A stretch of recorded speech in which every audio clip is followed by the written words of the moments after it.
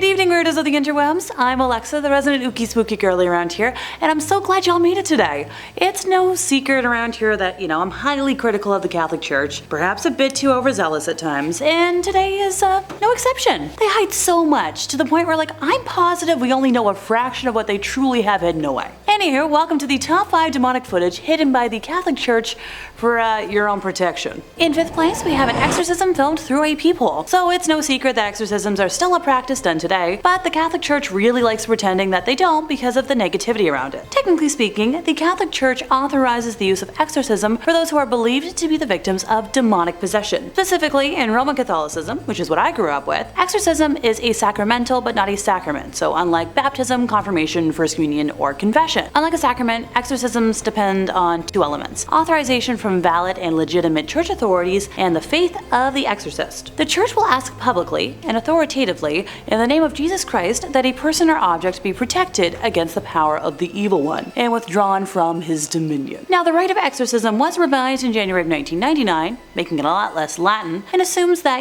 possessed persons retain their free will, although the demon may hold control over their physical body, and involves prayers, blessings, and invocations with the use of the document of exorcisms and certain supplications. Typically, the individual will be restrained, and the priest will perform a ritual of prayers to remove the evil spirits. Solemn exorcisms, according to the canon law of the church, can be exercised only by an ordained priest or higher, with the express permission of the local bishop, and only after a careful medical examination to exclude the possibility of mental illness. The Catholic Church has between 500 to 600 official exorcists, with the vast majority operating in Latin America and Eastern Europe. Now that we're all clear on the formal definition of exorcisms, time to dive into this lovely 2014 video. The ritual was captured on camera by a man who heard the shrieks of the woman inside the sanctuary and filmed it through the peephole of a door. The incident occurred at the Assumption of the Virgin Mary Church in Vranov, Nadziei, in February of 2014. The church's priest, Marek Dunda, confirmed the video is real, but only said that if something is filmed through a keyhole, there's nothing more to say about it. Which is a dodging the question kind of answer if I've ever heard one. He told the newspaper he was talking to that he carries a mandate from his bishop to perform exorcisms, and also said that the group were asking God to protect and to liberate the person, including using a Latin prayer asking for help, and of course it helps. Pardon me. I'm no expert on exorcism rituals yet, but if you have to state that something of course helps, in my personal experience, it's a smidge sketchy. It's very hard to tell what is happening in the video, but it appears that at least 2 people surround the woman, who can be heard screaming in agony with momentary pauses in between for the duration of the, just under 2-minute long video. Daniel Trokta, who, shot the video after hearing the screams, warns people in the description to watch the chilling footage while wearing headphones, which is what I did. When asked about the condition of the woman in the video, the priest said any details about her or her state were private, and while I'm glad the church is respecting her privacy, I hope that the poor woman has been cured and healed. As much as I joke about it, demonic possession is no pleasant or laughing matter. In 4th place, we have footage from 2020. Okay, before anyone out there panics, I'm talking about the American News magazine that's been, broadcasted on TV since June of 1978. Not the awful year in recent history that we're not going to talk about, because that was awful. On April 5th of 1991, the show featured a segment that showed an actual Roman Catholic ritual of casting out demons, videotaped at a nun's home in suburban Palm Beach County. The segment shows the affected girl, referred to only as Gina, as she thrashes under the effect of ancient prayers, is sprinkled with holy water, and, has a cross being pressed to her head. Common stuff. The girl retches, writhes, yells, and bares her teeth. She says, "Get out of here! Me not wanna leave!" shrieking all this at the priest, as one hand snaps the gauze bonds tying her to the chair. By the way, apparently if the exorcism team hadn't tied her down, she might have levitated to the ceiling. How very Willy Wonka. At the time, the March 25th issue of US News and World Report carried no fewer than 5 articles on hell and the devil, citing a poll that 6 out of 10 Americans believed in the netherworld, which is 2% more than in the church heyday of the 1950s. Another poll, released in August of the same year, said 55% of Americans believe in the devil and 49% in demonic possession. I'd love to see those results today, but I couldn't find them sadly. Most Catholic leaders say possession is rare, with Reverend Kenneth Doyle, Communications Director for the National Conference of Catholic Bishops, stating he's only heard of about a handful of exorcisms in the last 40 years, but I feel like that's just a PR statement. Here's the thing. When churchmen do perform an exorcism, they almost never talk about it. The main exorcist in this entire report is known only as Father A, and his face is kind of obscured. Sister Lois Schaefer and the Reverend Walton Dockerell of St. Rita Parish near West Palm Beach, who took part in the exorcism, said through a secretary that, no comment.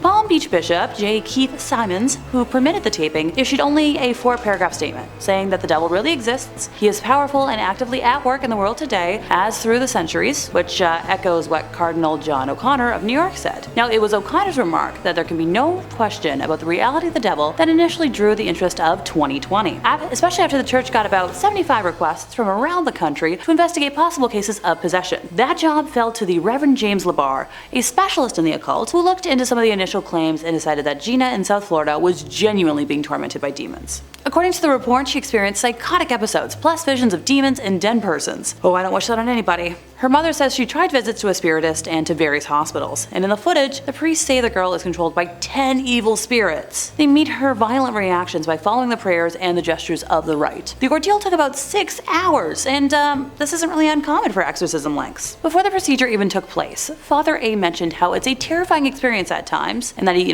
could die tomorrow, or be attacked and taken over. Evil spirits like to take their time leaving a body, and not without a fight, and that leaves all of the parties involved extremely drained and exhausted, and vulnerable. Also quoted is Dr. Warren Schlonger of Miami Children's Hospital, where Gina was treated before and after the exorcism, and he did note that her condition improved afterwards. Father A, though, is still troubled. He believes the devil is disturbing his sleep, attempting to weaken and destroy him. He counts that as the price he must pay as a church point man against demons. Now, I know, someone's about to ask, but Alexa, didn't you say you'd be talking about hidden footage? The church tried taking this footage down from the internet because they didn't want it to be public anymore, but thankfully they haven't succeeded. In third place, we have the Director of The Exorcist. Now, unlike the last two mentions, this footage is missing and locked up, never to be seen. The Director of The Exorcist has mentioned in interviews that he's allowed to film a real exorcism at the Vatican, of all places. William Friedkin said he was taken aback at how close the ceremony was to the exorcism depicted in his 1973 film. He said that he doesn't think he will ever be the same after seeing this astonishing thing. Now, he says he intended to shoot The Exorcist as a horror film, but the more he learned it, the more it became a supernatural tale instead. So while the book this was all based on a 1949 case of an American teenager called Roland, Friedkin said the Catholic Archdiocese of Washington, D.C. asked him to change the gender so as to,